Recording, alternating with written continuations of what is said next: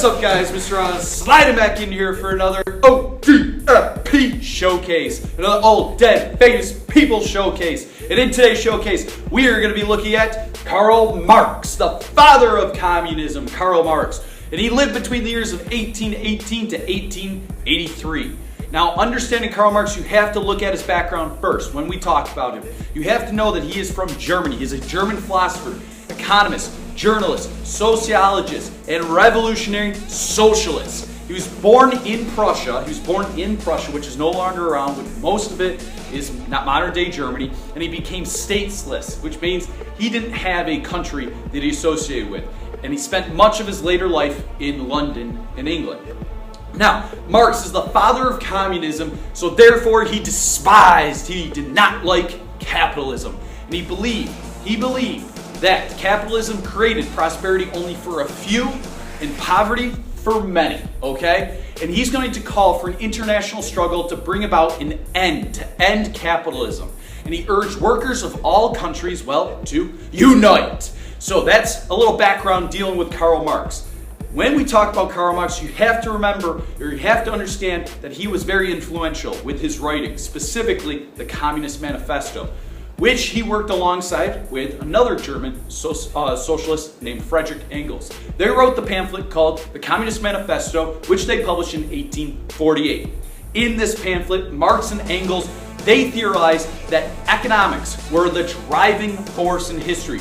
He argued that the history of class struggles between the haves and have-nots would later come to an end. There would be a great class war between the haves, which were known as the bourgeoisie, and the have-nots, which were the working class. And thus, we would see essentially an end to capitalism. He believed that the haves had always owned means of production and thus controlled all of society and all of its wealth. Now, when we talk about the means of production, you have to understand it. So here's the definition. The means of production are the resources and facilities used to produce and later manufacture a good. Examples would include a factory itself, the equipment inside that factory, and even the workforce used. In a capitalist world, the means of production are privately owned usually, and in a communist society, the means of production are typically publicly owned by the state or government. Now let's go back to that idea of the bourgeoisie and the proletariat. In Marx and Engels' Communist Manifesto, the haves, remember the haves, the people with capital, the people with money, the people that own the means of production in a capitalist economy or country, they are known as the bourgeoisie. Whereas the have-nots, they represent the working class. They had little to no capital, and these people are going to be later called the proletariat. Now, Marx predicted, according to Marx and Engels, they both predicted that there would be a modern class struggle that would exist in capitalism due to the growing industry that was around during the Industrial Revolution. And we would see the two groups of people become pitted against one another, the bourgeoisie against the proletariat. In the end, Marx believed that the proletariat would be triumphant, and the working class would then take public ownership of the means of production. They would take that away from the bourgeoisie, they'd take it away from being private and make it public, in which the government or state is now in control.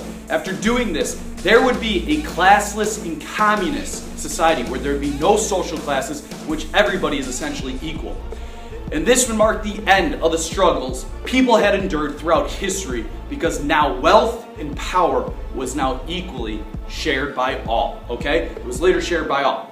After writing the Communist Manifesto, the ideology known as Marxism began to really take off and gain a lot of popularity. Marxism is defined as the political and economic theories of both Marx and Engels, and would form the basis, theory, and practice for communism.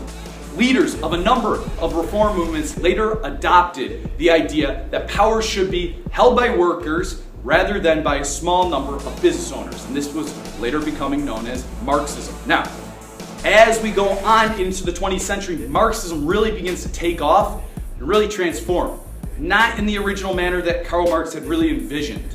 Keep in mind, for much of the 1900s, revolutionaries around the world would adapt. They would kind of adapt and adopt Marxist ideas to their own situations and needs. We will see independence leaders in Asia, Latin America, and Africa turn to Marxism and establish communist countries.